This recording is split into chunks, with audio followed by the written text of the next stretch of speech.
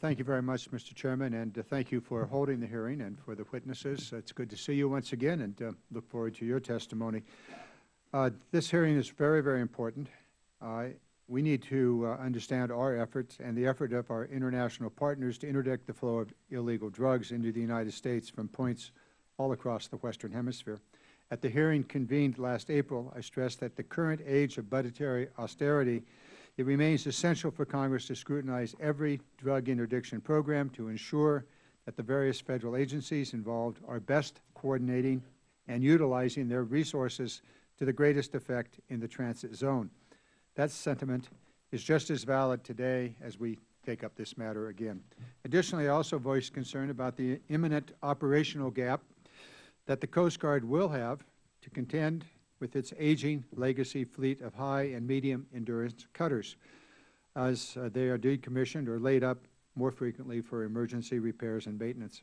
If anything, the recent hearing last month on the Coast Guard acquisition activities further corroborate my belief that the Coast Guard is going to be extremely hard-pressed to maintain its existing capabilities, much less increase the tempo of their operations, and, as you suggest, Mr. Chairman, make their bogey, that is, to get the number of drugs that they intend to. This raises the fundamental question if the Coast Guard operational readiness and capability is likely to be degraded, at least until we begin to see the delivery of the new offshore patrol cutters.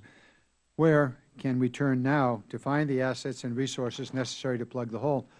Unfortunately, it would appear that the Navy is not where we will go.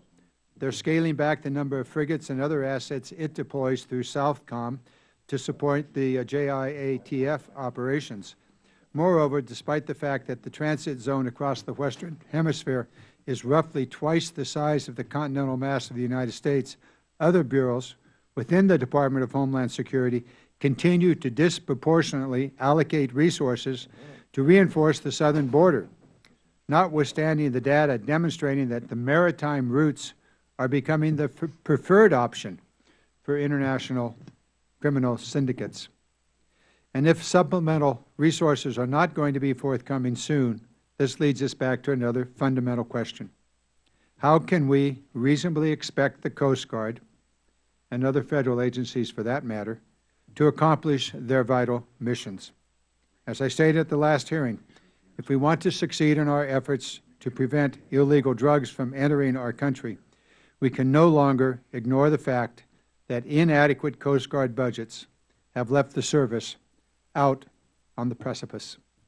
And until we have resolved the issue, that this reality in full, we are far more likely to see more illicit drugs, more illegal migrants, and other harmful contraband crossing our shores.